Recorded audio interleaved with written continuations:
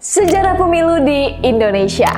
Pesta demokrasi 5 tahunan akan segera berlangsung. Sudah sewajibnya kita sebagai warga Indonesia yang sah untuk menentukan pilihan calon pemimpin negara Republik Indonesia.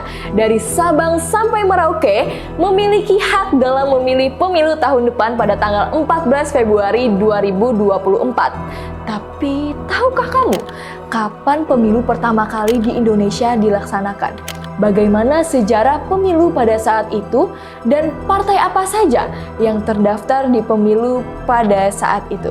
Yuk kita bahas.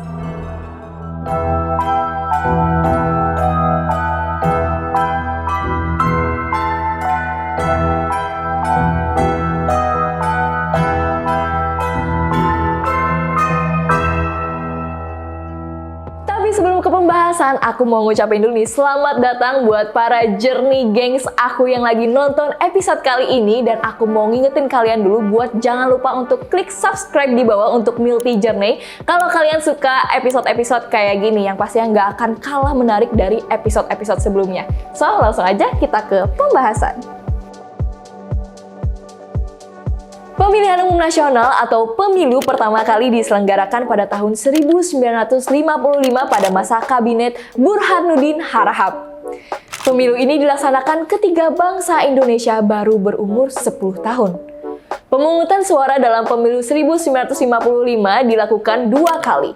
Pertama kali untuk memilih anggota DPR pada tanggal 29 September 1955 dan yang kedua untuk memilih anggota Dewan Konstituante pada 25 Desember 1955. Sebelumnya jelasin dulu apa itu konstituante. Konstituante adalah sebuah dewan perwakilan yang bertugas untuk membentuk konstitusi baru bagi Republik Indonesia untuk menggantikan Undang-Undang Dasar Sementara 1950. Sebelumnya gagasan dan wacana pemilu telah hadir sekitar 3 bulan pasca kemerdekaan lewat Maklumat 10 atau Maklumat Wakil Presiden Republik Indonesia Muhammad Hatta. Hanya saja sedikit yang membedakan maklumat tersebut menyebutkan pemilu dilakukan untuk memilih anggota DPR dan Majelis Permusyawaratan Rakyat atau MPR yang rencananya diselenggarakan bulan Januari 1946. Kemudian ternyata pemilu pertama tersebut baru terselenggara hampir 10 tahun. Hal tersebut bukan tanpa alasan, terdapat kendala yang berasal dari internal negara maupun faktor eksternal. Di antaranya ketidakdaulatan pemerintah termasuk belum tersedianya perangkat perundang-undangan. Penyebab lain faktor eksternal dari luar negeri, lantaran pada masa itu negara diharuskan menghadapi peperangan-peperangan. Namun di masa-masa itu pula, negara sebenarnya gencar melakukan pembahasan pemilu. Misalnya dengan hadirnya Undang-Undang Nomor 27 Tahun 1948 tentang Pemilu yang kemudian diubah dengan Undang-Undang Nomor 12 Tahun 1949 tentang Pemilu. Diamanatkan bahwa pemilihan umum dilakukan adalah bertingkat, tidak langsung. Sifat pemilihan tidak langsung ini didasarkan pada alasan mayoritas masyarakat Indonesia pada waktu itu masih buta huruf, sehingga pemilihannya berlangsung dikhawatirkan akan banyak kendala. Pembahasan pemilu terus gencar, termasuk saat masa kepemimpinan Muhammad Natsir dan Sukiman Widjosandojo sebagai Perdana Menteri. Pembahasan ini pada waktunya paripurna di masa kepemimpinan Perdana Menteri Wilopo dengan turunnya Undang-Undang Nomor 7 Tahun 1953 yang menjadi payung hukum pemilu tahun 1955. Meskipun pemilu pada tahun 1955 merupakan pemilu yang pertama kali dilaksanakan, pemilu ini diklaim sebagai pemilu yang paling demokratis di Indonesia. Kenapa? Alasan yang pertama, karena pada pemilu tahun 1955 berlangsung secara jujur dan adil tanpa adanya pemaksaan hak pilih seperti yang terjadi pada era Orde Baru. Kemudian pada pemilu tahun 1955 tidak terdapat politik uang atau serangan fajar seperti yang terjadi pada era Orde Baru bahkan sampai setelah reformasi. Pemilu 1955 juga menunjukkan keberagaman politik yang ada di Indonesia yang ditandai dengan hadirnya partai-partai politik dengan latar belakang ideologi yang berbeda. Pemilu 1955 juga dinilai sukses karena pada saat itu bangsa Indonesia baru berumur 10 tahun dan masih dibayang-bayangi dengan berbagai tantangan dan gangguan keamanan. Tingkat partisipasi masyarakat pada saat itu sangat besar. Besarnya persentase suara yang sah, padahal 70% masyarakat Indonesia pada saat itu buta huruf loh. Lanjut, pemilu berlangsung aman tanpa kecurangan. Pemilu pertama pada tahun 1955 diikuti oleh lebih dari 30 partai politik dan calon perseorangan. Nah, pemilu pertama pada tahun 1955 diikuti oleh lebih dari 30 partai politik dan calon perseorangan. Berikut adalah 4 nama partai dari 30 partai politik yang berhasil merebut jumlah kursi terbanyak di DPR dan konstituante. Yang pertama, ada Partai PNI yang diketuai oleh Soekarno. Partai Nasional Indonesia memperoleh total 57 kursi di DPR dan 132 kursi di konstituante. Yang kedua, kita punya Partai Masyumi yang diketuai oleh Muhammad Natsir. Partai Masyumi memperoleh total 57 kursi di DPR dan 112 kursi di konstituante. Terus yang ketiga itu ada Partai NU yang diketuai oleh Ki Haji Abdul Wahab Hasbullah. Yang keempat ada Partai PKI yang diketuai oleh DN Aidit. Partai Komunis Indonesia memperoleh 39 kursi di DPR dan 80 kursi di konstituante. Seiring berjalannya waktu, konstituante selalu mengalami kegagalan dalam menetapkan undang-undang dasar baru.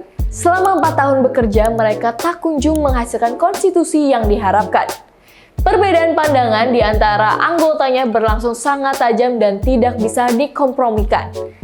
Situasi seperti ini dianggap tidak kondusif bagi stabilitas politik. Atas dasar itulah Presiden Soekarno melakukan pembubaran konstituante melalui Dekret Presiden 5 Juli 1959 dan menyatakan kembali ke Undang-Undang Dasar 1945.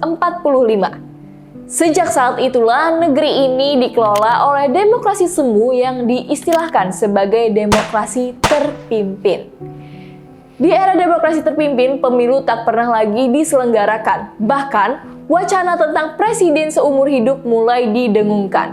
Otoritarianisme semakin mewujud ketika Presiden Soekarno membubarkan DPR, hasil pemilu 1955, dan membentuk DPR gotong royong yang semua anggotanya diangkat oleh Presiden Soekarno. Akhirnya, rezim ini pun berakhir dengan tragis. Presiden Soekarno diberhentikan oleh MPRS melalui sidang istimewa pada bulan Maret 1967 setelah meluasnya krisis politik, ekonomi, dan sosial pasca meletusnya G30S PKI. Berakhirnya rezim Soekarno yang biasa disebut dengan Orde Lama menandai pergeseran rezim setelah krisis politik yang merenggut ratusan ribu jiwa dan menumbangkan kekuasaan Presiden Soekarno. Transisi kekuasaan kemudian dimandatkan MPRS kepada Jenderal Soeharto. Polemik kepemimpinan Presiden Soeharto pada saat itu bisa dibilang baik-baik saja. Namun, siapa sangka pemilu tahun 1997 bakal menjadi pemilu terakhir di era Orde Baru. Kemudian MPR meminta kepada Presiden Soeharto saat itu untuk kembali memimpin negeri ini. Para pembesar negeri ini menyulut kemarahan rakyat. Demonstrasi yang digerakkan oleh sekelompok anak muda dan mahasiswa makin marak seantero negeri. Oleh karena itu, tepat pada tanggal 20 Mei 1998, demonstrasi besar-besaran digerakkan oleh hampir semua elemen anak bangsa. Ekonomi dan pemerintahan menjadi lumpuh. Menghadapi situasi demikian, Presiden Soeharto memutuskan untuk mengundurkan diri dari kursi kepresidenan negeri ini. Mundurnya Presiden Soeharto akhirnya menjadi penanda transisi menuju demokrasi di negeri ini. Presiden Habibie yang meneruskan periode kepemimpinan Presiden Soeharto mengambil langkah signifikan, yaitu mempercepat pemilu untuk memulihkan kepercayaan rakyat dan dunia internasional. Walaupun ini juga berakibat memangkas masa jabatannya sendiri sebagai presiden. Hanya 13 bulan setelah menjabat presiden, Presiden Habibie berhasil menyelenggarakan pemilu 1999 secara kredibel pada tanggal 7 Juni 1999. Pemilu ini diikuti 48 partai politik. Ternyata pemilu 1999 bisa terlaksana dengan damai tanpa ada kekacauan yang berarti.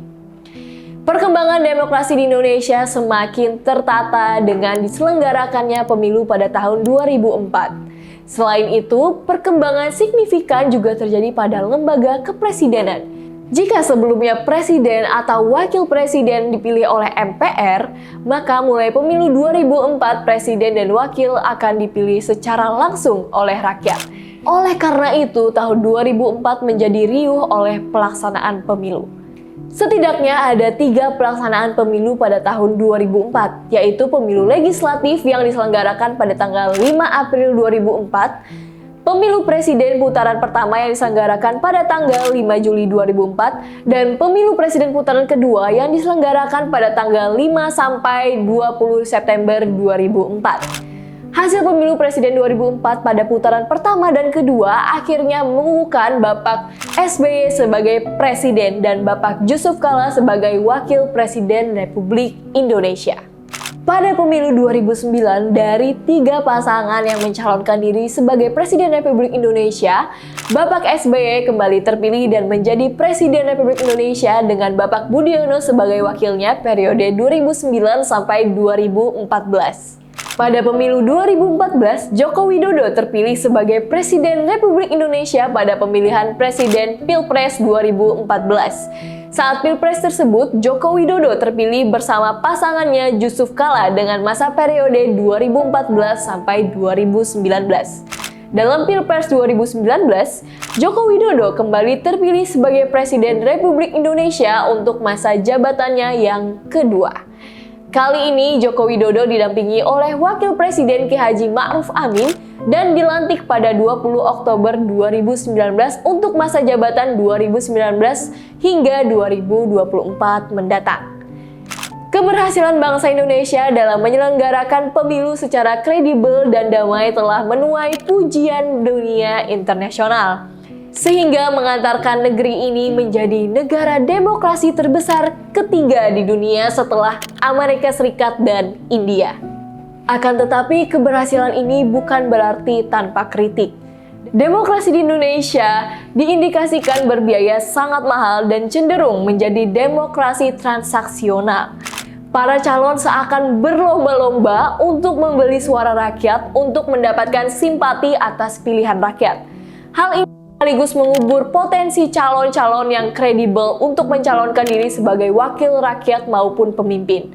Dan dalam jangka panjang, fenomena ini bisa membunuh demokrasi itu sendiri. Oleh karena itu, kita perlu sadar untuk kembali pada norma nilai demokrasi yang paling esensial. Nah, Jernih Gengs, itulah tadi sejarah singkat tentang pemilu di Indonesia. Sudah siapkah kalian pada tanggal 14 Februari 2024 nanti untuk memilih pemimpin negeri tercinta kita? Jangan sampai golput ya, Jernih Gengs, karena Zahe yakin semua yang nonton ini pasti sudah memantapkan pilihannya masing-masing. Karena masa depan kita, masa depan negeri ini tergantung pada hak suara kalian, Jernih Gengs. Oke? So, buat penutup jangan lupa subscribe, like, dan komen di bawah. Dan Zahe pastinya bakal kembali lagi dengan informasi dan sejarah menarik lainnya. Adios!